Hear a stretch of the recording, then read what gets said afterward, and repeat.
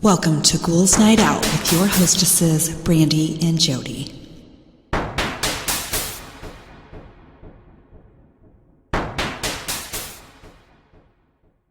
Hello, beautiful ghouls. Welcome. This is Brandy. I'm here with my sister, Jody. Hello. So I did a joke this week, stupid joke. What kind of exercise do lazy people do? None. Diddly squats? That's what I do. Diddly squats? Yeah. That's funny. Okay, and I have to start off with, I think they're just like funny things that kids have said. So, first one, a second or third grade student was always tired and falling asleep in class. The teacher asked her what the problem was, and the kid said that her parents were really noisy with each other after she went to bed and it kept her up. She had to explain to the child gently and patiently, your parents are busy looking after you when you're awake, so if they want to play or have fun, they have to wait till after you go to bed. The kid must have told her parents what she had learned because the teacher said that the next parent-teacher interview, the mother was beet red the whole meeting. Oh my gosh, it's embarrassing. It's natural, though. I Yeah, mean, but to keep your kid up that much, well, where they're noticeably tired at school, Yeah, that's true. Excessive. And like, just, you got a kid, quiet down. Aw. Okay, next one. I used to do science programming for kids. In the middle of a library summer reading program, I picked a little girl, probably 4 or 5 years old, to come up and be my volunteer for a magic trick, which then you explain the science of after it was done. I asked her what her name was. She said it into the mic with zero shyness in front of approximately 200 kids and adults. I asked if she had ever heard of the trick we were going to do, and she said, nope. My favorite dinosaur is a triceratops. And I like your shoes. My dad is back there. Hi, Dad. But my mom couldn't come tonight because she got a shot in her bottom and can't sit on these hard chairs this place has. The audience couldn't stop laughing. Wow. Way too much information. Yes. Next one, we were talking about calling for help and what a real emergency is. This is tricky with 10-year-olds because you want to use real emergency examples but not freak them out either. One kid came up with a good question when she asked, so if your mom gives birth in the kitchen, that's an emergency, right? Sure enough, Mom picked him up with his baby brother who was born last week in their kitchen. Oh my gosh. That is crazy. Zoom school has made some of our classroom parents all too aware of what their kindergartners are telling us. One child says she's going to have a baby brother, then another volunteered that she wanted a baby brother but would probably never get one because her mom said she didn't want to have another kid ever again. Her dad was in the background doing something else but turned toward the camera when he heard that and locked eyes with me all red-faced and wide-eyed. Could you imagine what your kids are telling people, like at that age, when they just say anything? Who knows? Oh my gosh. Could be anything. Next one, my daughter's kindergarten teacher told me about how one child entertained them at show and tell by being extra generous and welcoming. When it was their turn, they regaled Sounds good to me. the whole class with a complete report on the new alarm system in their house. This was a report, of course, including the code and where the keypad was located behind the curtains. Oh my gosh! Next one, I had a girl stay for some help after school one day. At the time, I was teaching geometry to 10th grade in a mostly Hispanic school. She told me about growing up in Peru until about the age of 10 or so. She was telling me that she worked with her uncle sometimes on the weekend. I asked what kind of work they did. Many of our kids worked construction with their families. He's a clown and I'm his DJ. That really gave me a smile. I taught a son of a second grade teacher. He came in one weekend talking about drinking lots of kid beer over the weekend at his dad's house. I had to mention it to his mother, of course, so when his mom stopped by later, I mentioned the story to her.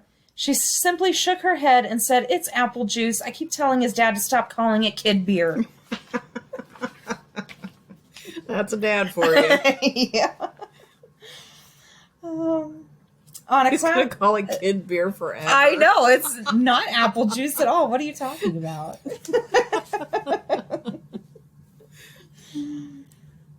Let's see. On a class field trip to the fire department, I once had a chronic blurter patiently raise her hand as the firemen went around and answered questions.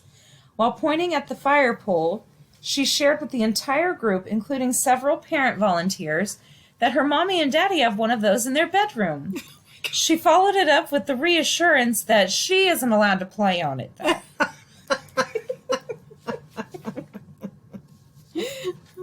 Oh my gosh, these kids. Next one, when my son was in kindergarten, he told the teacher that he was thankful this Thanksgiving that his dad was coming home from the Marines. So his teacher contacted my wife and asked if she wanted to set up some kind of surprise where I would show up to their class. My wife was like, who do you think has been picking him up from school every day? Now, mind you, I was in the Army, not the Marines, and I had gotten out a few years before he was even born. So why did he say this? When we asked him why, he told the teacher that he said he forgot. What the heck is that? I was walking a new student to IT, and they happily shared the story of his plump cousin who was wanted by the sheriff because he's behind in his child support. The plump cousin is plump because he drinks energy drinks and not water. He also doesn't pay child support because he doesn't like kids.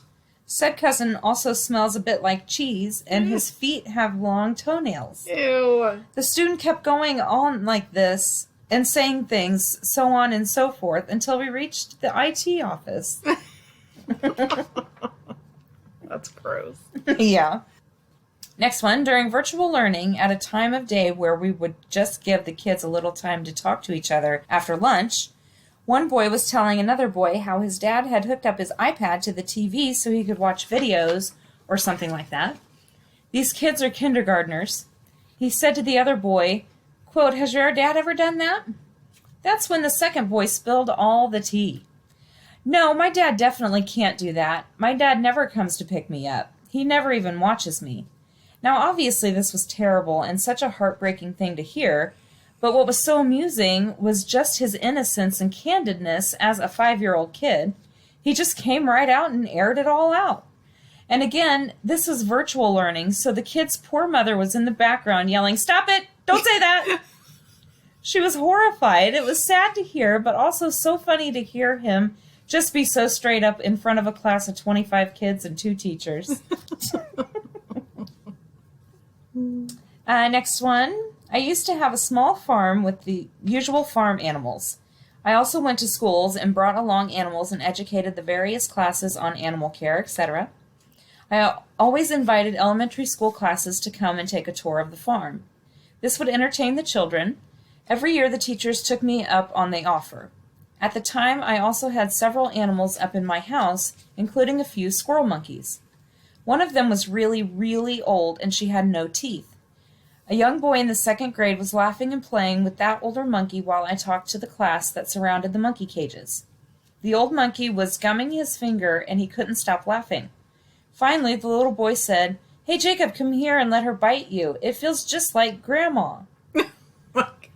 And while I was showing them the possum I was bottle feeding back to health, a little boy said he had a bunch of them in his bedroom closet. Huh? Possums. Yeah. I guess. I don't know. Next one. A kid in one of my classes told me that they learned that Santa isn't real, and in fact, it's actually their parents eating the milk and cookies. But as they said, it's not right that they have to make the milk and cookies and eat it. They cook for me, and I eat what they cook, so I learned how to make cookies, and I also pour the milk now. So wholesome. They told me that they have a younger sibling, and they were going to keep making milk and cookies for Santa until the sibling gets older. Then they'll teach him how to do it too. Aww. That is so cute. It is. Next one. I worked in an inclusive preschool for a bit, and many of our students were either nonverbal or limited verbal. We brought in green limeade with snack one day, and one of the little boys, who could barely speak 20 words, shouted, "It's a margarita!" at the top of his lungs. It was the first full sentence he had ever said. It was amazing, and we laughed so hard, and he loved it. His verbal ability started rapidly increasing afterwards, but we all knew what Mommy did at home. If your limited verbal child can name a margarita, that means they're seeing a lot of margaritas. That is hilarious. This kid was, at the time, probably around only 9 years old. Her parents had their own bathroom, and she had been poking around in there. Because, of course, kids do that kind of stuff. As she poked around, she found a pair of handcuffs. Because she was a child, she just assumed that it had something to do with her dad's job. When she thought back on this memory as a teenager, it immediately occurred to her that her father was not a cop, and he did not work security either. That's hilarious. Imagine her face. Yeah.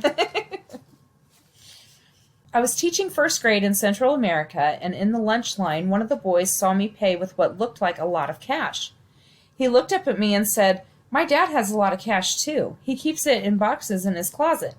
I actually had a decent relationship with his dad and told him about the comment. He just looked at me with a smile and called it go money. I didn't get that. Okay. Anyway, next one. I was asked what I did with my dad over the weekend. I said nothing. All Dad did all weekend was sit in bed drinking and sleeping. I didn't do anything else all weekend. What I didn't tell my teacher was that my father was sick all weekend and needed bed rest and juice and water. My teacher reasonably assumed my dad had drinking issues, and a call went home to confirm everything was okay. That's hilarious, though. That's what it sounds like. Horrible to get that call. Yeah, he just drinks and sleeps all the time. I don't know.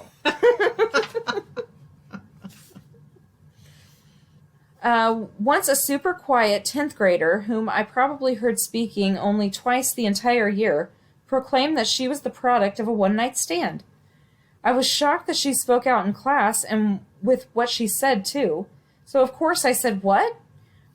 She went on to explain that her mom was under the influence at a bar and got impregnated in some guy's car. After she stopped sharing all the family secrets, the entire class looked at me, and I just said, "Thank you for sharing. Education programs do not prepare you for those moments." And those are mine for the beginning. All right. I did. People who live in remote places describe the creepiest things they've experienced in the wilderness. Ooh. That's a really long title. My husband worked nights, so I'd be alone on a huge acreage. One night, I go into the kitchen to make tea, and I look outside to see the moon, and there is a face on the other side of the window. I scream, and it wakes up my aging husky, who starts to howl. Dude bolts. I call the cops and wait forever, locked in my pantry. Next day, my husband and I ride on horseback our whole property. We find a small makeshift cabin on the northwest corner. We find stuff stolen from our laundry line and canned stuff from our kitchen. He had pinned up selfies in the cabin he had taken while in our bed and sitting at our daughter's child-sized dinner table. What? Mm-hmm. Ew, no. That's so horrible. When we first moved in here, I kept thinking I'd hear someone walking in the house while I was alone. It's a flood zone, so the house is on stilts, and you can hear footsteps when anyone walks across the floor. Of course, this is Texas, so I'd just grab my handgun and go see if someone had come in. Also, my mother-in-law has a key, and when she drops in and leaves things for the family, she sometimes won't relock the door. I kept feeling like I was going to walk into a room and someone would be there, just feeling oddly washed all day for a few days. My husband didn't think anything of it, and one night he jumped out of bed, grabbed his handgun, and started going through the house, slamming all the doors wide open. He said he heard banging in the kitchen like someone was going through the pantry. He was adamant he had heard someone. Nothing, doors still locked. My niece got home from her grandmother's house, and a few nights later asked if she could sleep on a cot in our room. She's a teenager, not a small kid, so I asked her what was wrong. She didn't want to tell us because we wouldn't believe her. Just that she didn't want to be alone. She said she heard banging in the kitchen, and when she heard that or felt like someone was in the house, she would see a man in the window of her room, so she basically noped out and came to us. Ooh. We let her stay, and the next day we were all a little uneasy. My husband, a notorious non-believer in the paranormal, came in looking shaken and said he had closed her door after bringing her laundry into the room, and a man had been smiling at him in the window. Ew! The windows on the house are almost 20 feet in the air because of the stilts the house sits on. Ew, what? Yeah, I just got chills on that one. And that's a different one, too, because normally the people who hear the shit is writing in. You don't hear about, like, yeah, my husband heard crazy shit. Nobody else did. I grew up in the middle of the woods in Louisiana. Our closest neighbor was 20 miles away. Our house was on a hill, and at the bottom was the creek that went through the woods for miles and miles. My grandfather would always tell us there were people living in the woods, crazy inbred folks on some the hills have eyes shit, but I always assumed he was just trying to creep us out. So one night when I was like 8 years old, I sat in the living room watching Pearl Harbor. My father comes into the living room and tells me not to move, that he heard footsteps and the back door slammed shut on his way to the bathroom. Ew. He thinks someone was in the house and that he scared them off when he walked down the hallway to the bathroom. So he leaves the house, leaving the front door wide open, which scared the shit out of me. I paused the movie and just listened to silence for a couple of minutes, and of course, the guy is still inside. I'm staring out of the doorway to the living room and see the top of a head peek around the corner. Oh, my God. A head with a white sheet over it. What? Cut and tied at the neck. I'm paralyzed, and even if I wanted to run, there'd be nowhere to go but towards this creepy-ass dude. Oh, my God. He just stares at me for what feels like forever before he leaves towards the back of the house. The back door slams again. I just sit there and start crying until my dad comes back inside. My dad tells me that as he rounded the corner of the back of the house, he caught the guy leaving out the back door. The guy sees my dad and books it down the hill. Then there's a gunshot. According to Father, my grandfather had been sitting on his porch next door and saw the guy walking toward our house, so he grabbed his gun, got back outside in time to see the guy running down the hill, and shot the dude in the leg. Oh. The guy fell, then got back up again before my grandfather could take another shot and disappeared into the woods. By the time the cops showed up, he was gone. They search but can't find the guy. They do find a run-down sort of shack a mile or so into the woods filled with nothing but pots and pans, so that was weird. What? Oh, my God. If someone was in your house with a sheet over their head and tied at the neck... Oh, my God. That is one of the scariest things I've ever heard in my entire life. Oh, my God. Well, they said they were inbred, so they could have... Oh, my gosh. Like, birth defects or something. Yeah. And they're trying to cover it up, maybe. Oh, that is so scary. Ugh. When I lived way out in the middle of nowhere, Australia, nothing but desert outside. Nearest neighbors were about 10 kilometers away. Our place was at the end of a long dirt road with only our house, no others, so no one came down there unless they were there specifically to visit us. I was taking a bath one night, look up and see a man's face staring at me through the window. Freaked the fuck out, got out of the bath, robe on, etc., and told That's weird. I think that's significant other. Okay. I'm pretty sure. Okay. And told significant other who said I probably imagined it, especially since that window was so high up no one could reach it from outside. House on stumps. I guess that's like the still. Yeah. I made him go look out there, and yeah, someone had gone to our shed, which was a good 500 meters away from the house, got some wooden pallets, stacked them up, and peeped through my window. If it were a random peeper in an easier accessible location like a suburb, it probably would have weirded me out a little, but then got over it. But the amount of work this guy had to go to makes me remember him to this day and wonder how the hell he got out there with no car. Did he just live on our property or nearby in the bush somewhere? Ugh. What is it with people staring in other people's windows? I don't know. I creep myself out sometimes because when it's dark outside, I'll be like, I don't want to look out the window. I might see someone. Hold on, I gotta open this. When I was younger, about 5, me and my family lived in a big house that was in the woods. My bedroom was on the first floor with a window about 15 feet wide and 6 feet tall. Huge window. It was so oddly large that we could never find curtains or blinds for it, so I just had a bare window, which was fine because, like I said, we were in the middle of the woods. I woke up in the middle of the night with that feeling of being watched, and I saw a man wearing all black standing at my window watching me. I screamed, and when I screamed, he ran off into the woods. Okay, a huge ass window that's just bare is not okay. No. Never okay. No. You can always find something. A sheet? Something to go over it. That is Two scary. sheets? Especially if you're in the middle of the woods. That is the scariest thing ever. There is no way I could live like that. No, because when you're inside, it's dark outside, the lights are on. You can't see outside. It's just like a mirror. Yeah. It like just reflects you. Oh No. my gosh. That is too scary. When I was young, my grandmother lived in a very rural part of Ireland, and my brother and I were sent to visit her for a couple of weeks every summer. Frequently, my grandmother would send us out to do little jobs for her, bring bread or jam to neighbors, or to collect turf for the fire. One summer's day, she gave me a loaf of bread and sent me to a house about 3 or 4 miles away. The laneway to the house was narrow and lined by thick hedges, and as I was walking, I became aware of a man within the hedges who was watching me and walking the laneway with me. I was extremely frightened and ran the rest of the way. I think the woman of the house knew that something had frightened me when I arrived. She made me tea and sandwiches with my grandmother's bread and let me stay and play with her dogs until her eldest son got back so he could drive me back to my grandmother's house. Thanks, Mrs. Staunton. I still don't know who it was that was watching and following me or how long they had been doing so before I noticed. It's scary.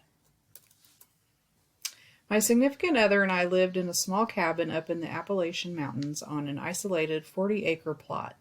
It was our first week in the cabin. Sometime in the middle of the night, we heard a blood-curdling scream right outside our window. Not just once, but over and over again for about a minute. Oh, God. Now, there are animals that do sound like women screaming. Yeah, there are. Especially if that's like a minute, that probably was getting attacked or something. Yeah, like an something. animal. My grandparents' house is right outside of town. A neighborhood is on one side, but on all the other sides, everyone has an acre or two they're sitting on, including my grandparents. So isolated-ish. A friend and I were smoking cigarettes in the large enclosed porch one night when no one was home, and in the complete silence we heard a really loud pig squeal, like right next to us. It sounded like it was in the enclosed area with us. It was so loud. Ooh. Sure, people have horses and chickens around. I didn't think any neighbors owned pigs, though. It also didn't quite sound like a pig, more like a man making a pig noise. Ew. I can't emphasize this enough. It was one of the weirdest sounds I've ever heard. The scariest thing was how displaced the sound was. I mean, even if their next-door neighbor had a pig, it would have been far enough away to be a lot quieter. We bolted inside and locked the door immediately. Holy shit, that is creepy. Yes, what is wrong with you? It was somebody. Maybe. I don't know, that's Weirdo. weird. Yeah, it's weird. My dad owns a plot of land in south central Illinois. It consists of crop fields and woods.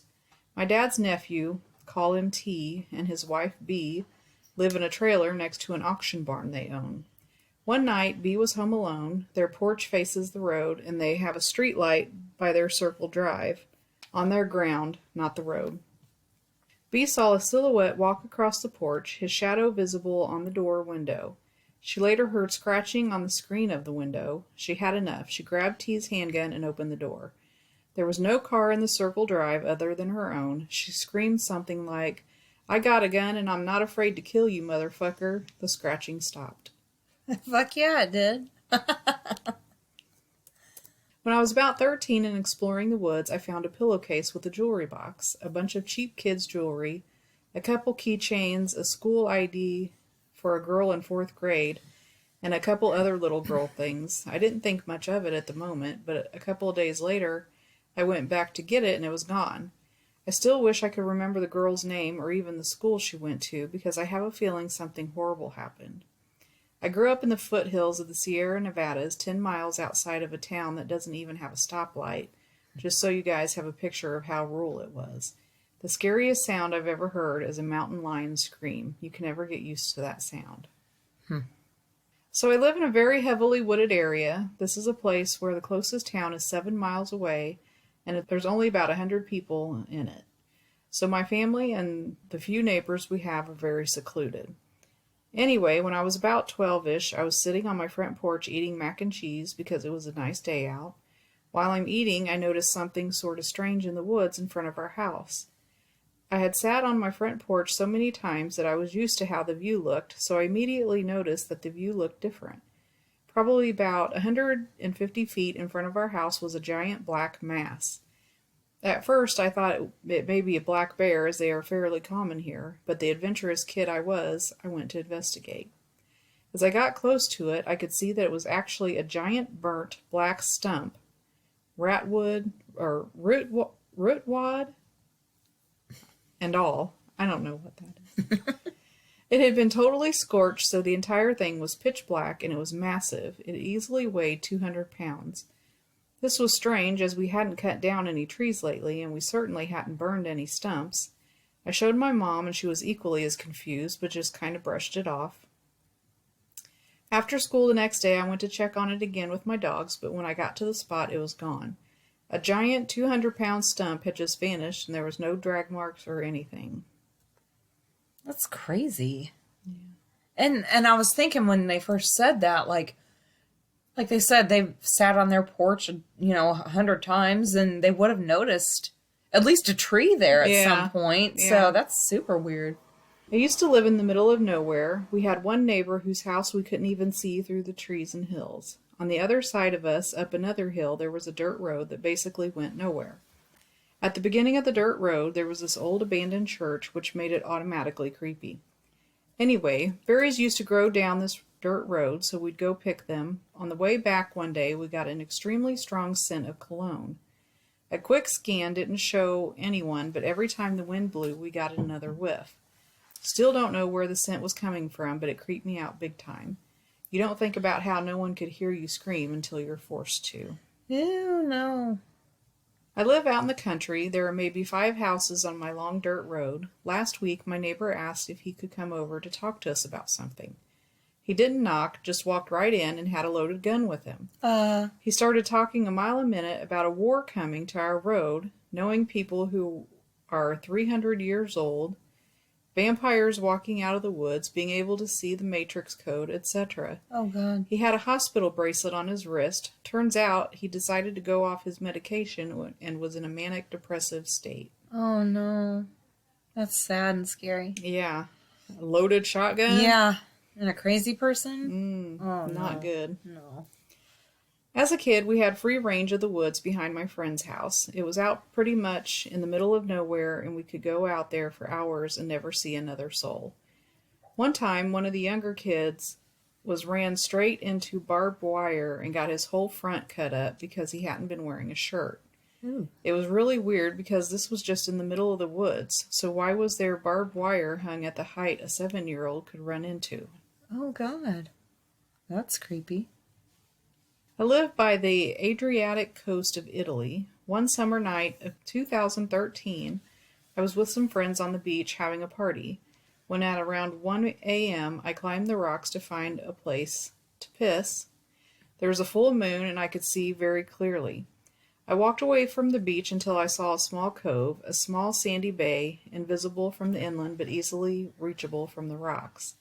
I thought it was the best spot to relieve my bladder and went there. As I neared, I distinctly saw that there was a man, a fat, very big man, in his 50s, sitting in the sand doing absolutely nothing, his head tucked in his arms. I should have known better, but I moved closer and asked if he needed anything, thinking he might have been feeling unwell. He raised his bull-like head and started screaming madly to get away from him lest he killed me by cracking your head on the rocks. Oh, God. I scrambled and ran like crazy back to my friends. I turned backwards, and I was relieved to find that he wasn't following me. We called the police, who came and discovered that he was mentally ill. He was a mentally ill person who hadn't taken his medications, and his family had declared missing in the afternoon. They managed to reassure him without resorting to violence and escorted him back to his habitation. I don't know. It was the only time that I really feared for my life. Oh my And gosh. that was it. All right. I really don't know what these are, but I'm assuming they're scary stories. Okay. First one, my mom and older sister describe how I used to randomly start crying and asking where my mom was, even when she was right in front of me. When my mom would try to comfort me by saying she was right there, I would shout for my other mom. I would then describe this person who apparently always held a bloody hammer. They Ugh. said it scared them out of their wits, but one day when I was 2 years old, they tried and asked me about it, and I couldn't remember anything. Ugh. What the fuck? No way. Ugh. Next one, it was 1978 or so. I was in my college house making dinner. I yelled upstairs to one of my roommates that dinner was almost ready. She yelled back, "Okay, I'll be there in a minute." She never came down. Halfway through dinner, someone got annoyed and went up to get her. Turns out she was gone. Like, completely gone. Nowhere to be found. But that wasn't even the weirdest part.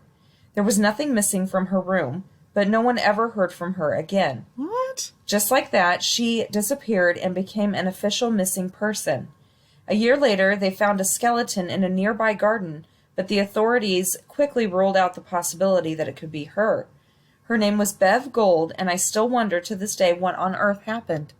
That is creepy. Oh my gosh, I got chills. Yeah, What the hell? I don't know. That is creepy. Ugh. Next one, a long time ago, when I was just a kid, I was staying over at a friend's house one night. In the middle of the night, I woke up to what sounded like someone walking around in the attic above us. I thought nothing more of it and went back to sleep.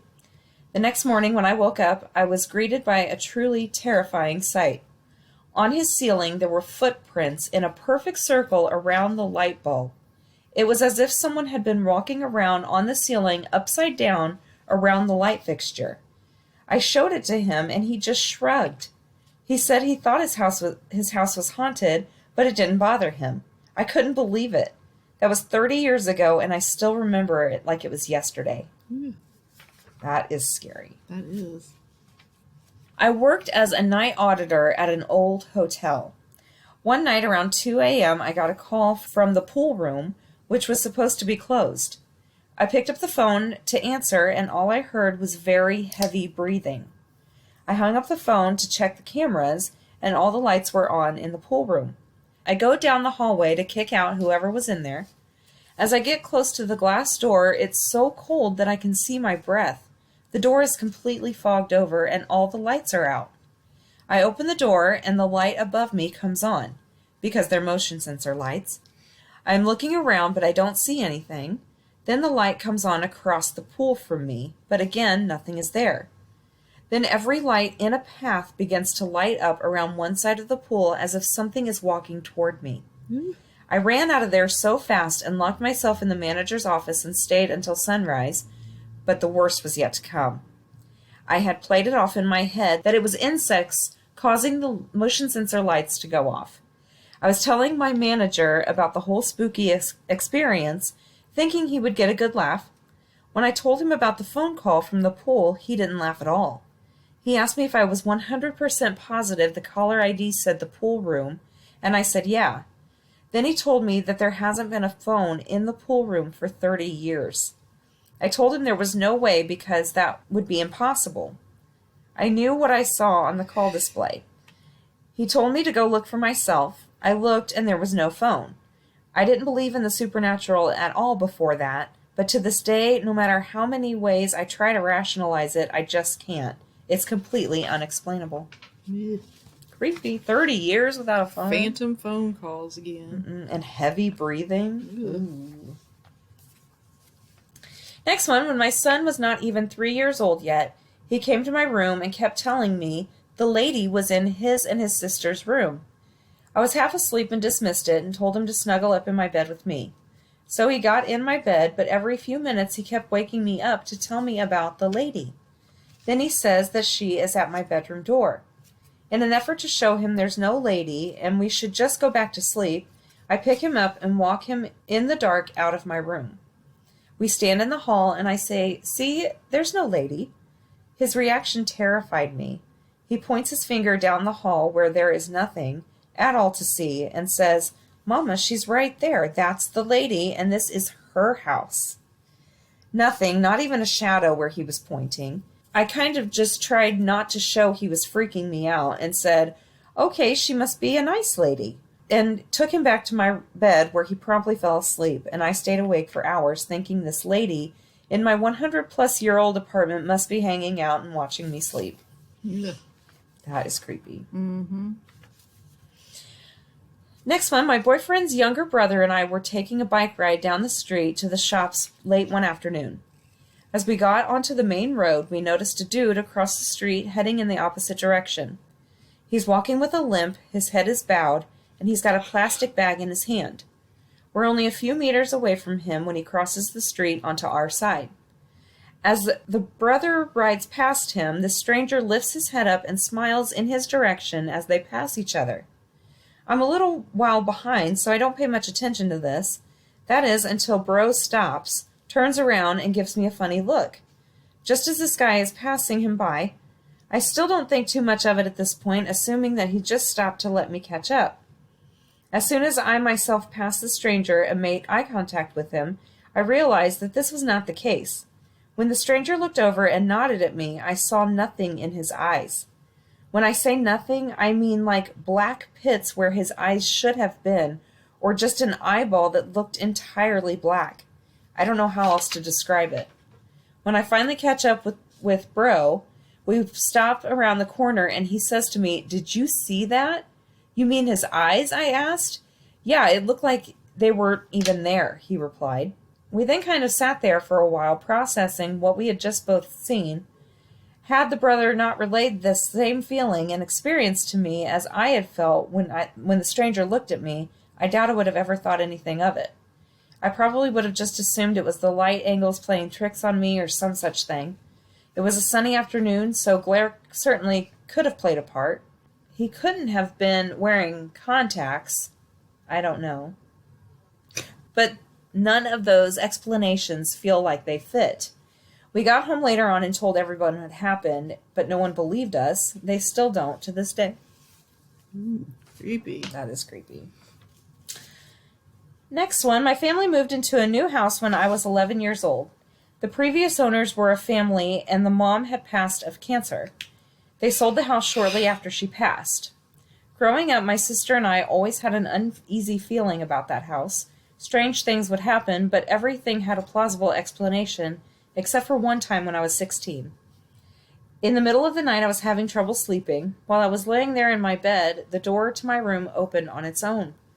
I could hear footsteps come into my room. I couldn't see anyone, but I felt like someone was in my room. Ever have someone come up behind you while you're on the computer? It felt like that. I could hear the footsteps get closer to my bed. Then right next to me appeared compression on my bed, like an invisible person was sitting there. I could even feel the weight shift. I reached out to touch the compression, and all of a sudden a bunch of blue static electricity shot out from the spot I touched. I screamed and ran out of my room, waking the entire house. I couldn't explain what I saw that night. I was almost questioning my own sanity, and that's why I don't tell this story often. For the record, I was 100% sober at the time. Also, because I could move, I don't think it was sleep paralysis. The strange thing is that years later, my sister ran into the daughter of the previous family. She told my sister that her mom had actually passed in the house and not at the hospital. Next one, I had a close friend and roommate who came down to breakfast one morning very disturbed about a dream in which his parents were disappearing and saying goodbye to him. He was very upset by the dream, which was not in his nature. I had never seen him bothered by anything before. He was always a very happy, charismatic guy. Later, we get a phone call with the awful news that his parents, who lived on the other side of the world, had in fact both passed that night in a car accident. Oh my God, that's so sad. Next one, a woman I knew began to have pain and fatigue and a whole suite of other vague symptoms shortly after being treated for mastitis. Masticize? Mastitis? Mastitis is what it looks like. I'm going with mastitis. Mastitis. I don't think that's what it is. It's mastitis.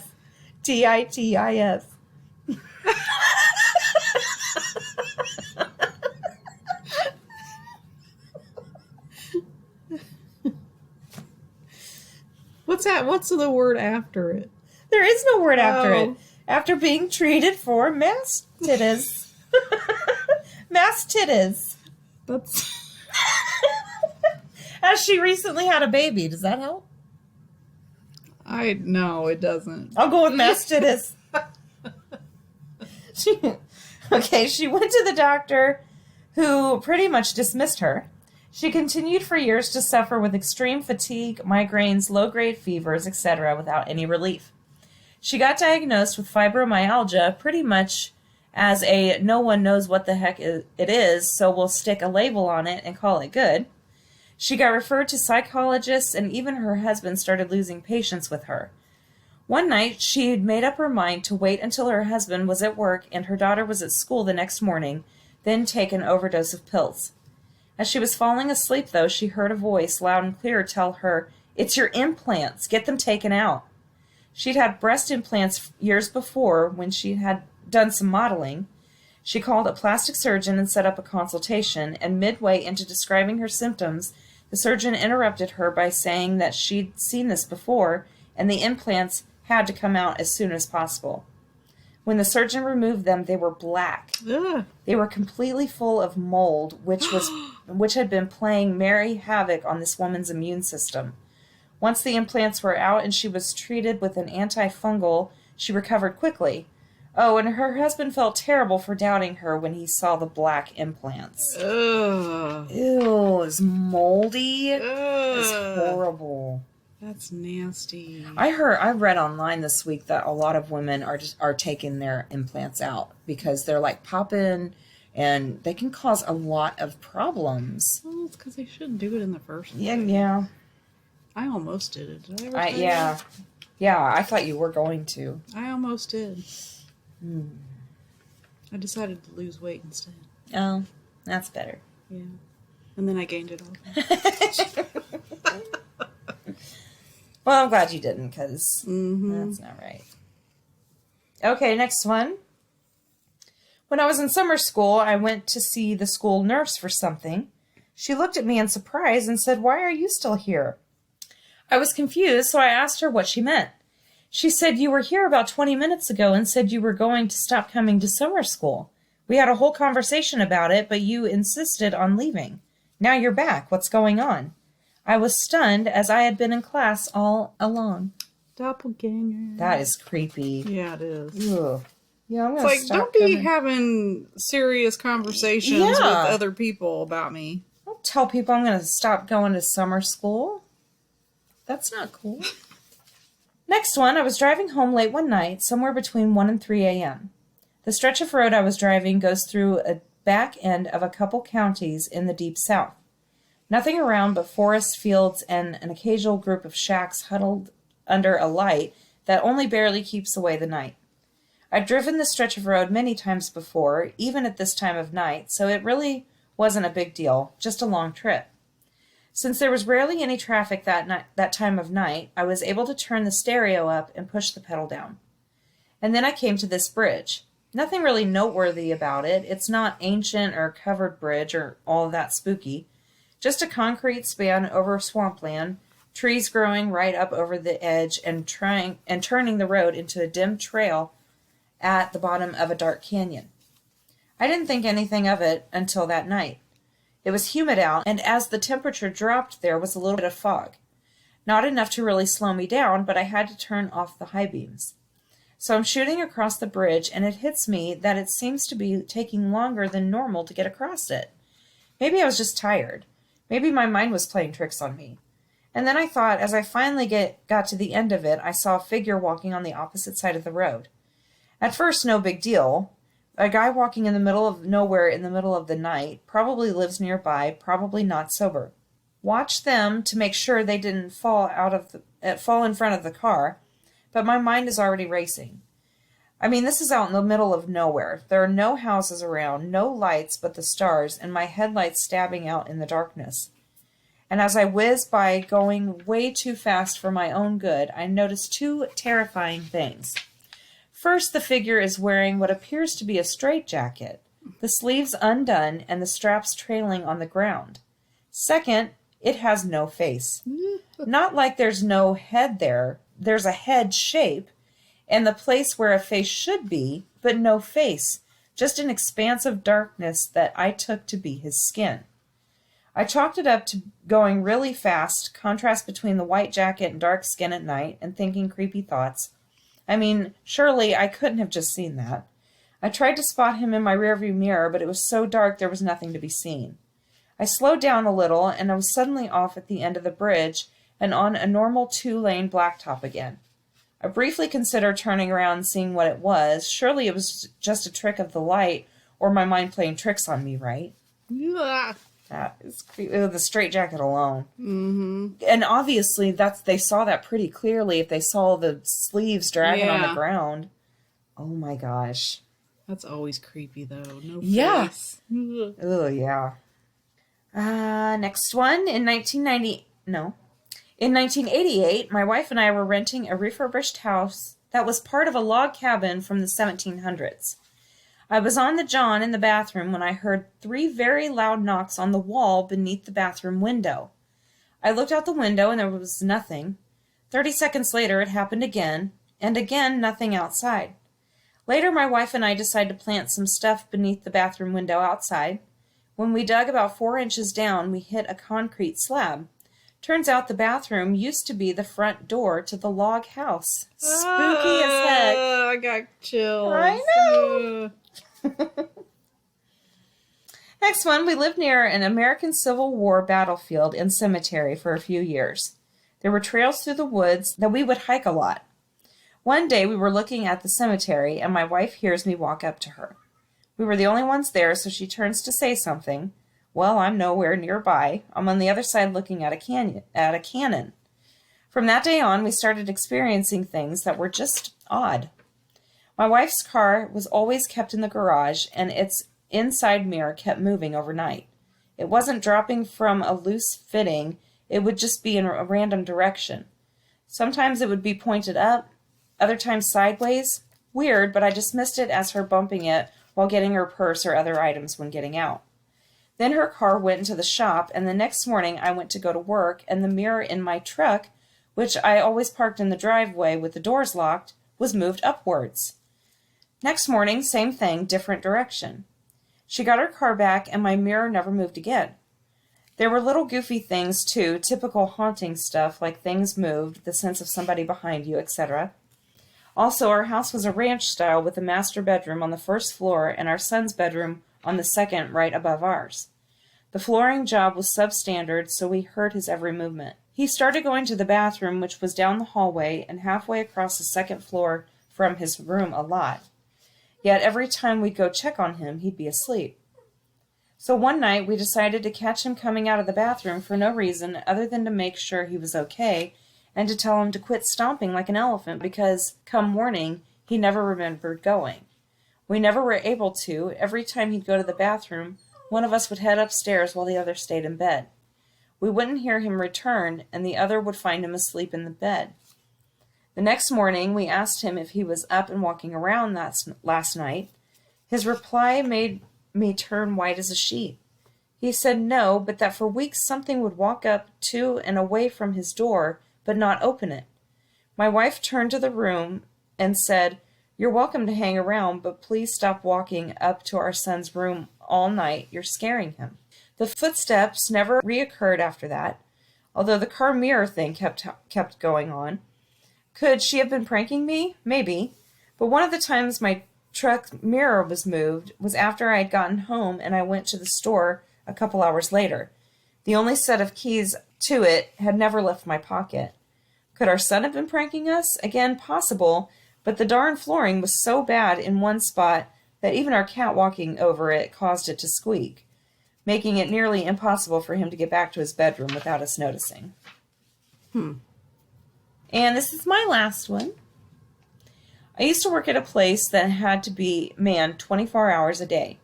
I handled sensitive documents and files, and if someone needed this information in the middle of the night, I would have to fetch it for them or confirm that I had it. So security was really tight. I'm talking bars on the windows and multiple locked doors to get where I am. They would give me work to do during the night, but they underestimated how quickly I could get it done. So like most nights, this one, I finished my work like 30 to 45 minutes and pulled out my phone and played games. No one else was in the building with me. I was getting to be the last third of my shift when all of a sudden I hear a door close. I look at the security camera and see someone walking down the hall toward my room. At first I thought it was just someone who came in ridiculously early, so I turned around and waited for them to come in, but nobody came in. Now the hair starts rising on the back of my neck. I decide I've got to do something about this or I'll go crazy. This isn't a really big building, so I figure I'll find the guy wherever he is and start checking offices and storage rooms. I come up empty-handed, but I do see that a fire door had shut. I go to try and rewind the camera, but the digital recording is password protected, and I didn't know the password. The whole thing freaked me out. I mean, the way the person was walking down the hall like a determined walk right to where I was. So I sit with my spine tingling for the last couple hours of my shift, and finally people start coming in. My replacement shows up, and I tell her what I saw. At this point, I figured I must have imagined the whole thing. I'm told to go home, and the manager and the girl who replaced me would look over the camera. After getting home, I call my manager to ask what was on the camera. They said that the video showed the fire door closing, but then the video froze for about an hour, and the next thing it records is me reopening the door. Ugh. Creepy. That was it. All right. It's time for the witty wrap-up. Yay, Witty Mama! I just did funny tweets. Okay. The key to looking amazing is looking like shit most of the time, so it's more of a surprise. Hey, that's a great idea. So unfair that noon is the only time it gets a nickname. Gonna start calling 4 p.m. Bonky. That's funny. I do not want to have a career. I want to sit on the porch. Hey, I want that. Me too. Just because Benifer are thriving doesn't mean you should call your ex. Or does it? I don't know. Maybe just a text to test the waters. No, a sext. How about no? Yeah, really. One time I went to a bar alone and felt embarrassed, so I told everyone around me I got stood up and they bought me drinks. That's great. You should be allowed to choke people during laser tag. Okay. And I've never done laser tag, so I don't know. I think you should be allowed to choke people when they piss you off. Yes. I will restart the whole song if I breathe too loud over my favorite part. Commenting, adopt, don't shop on my friend's pregnancy announcements.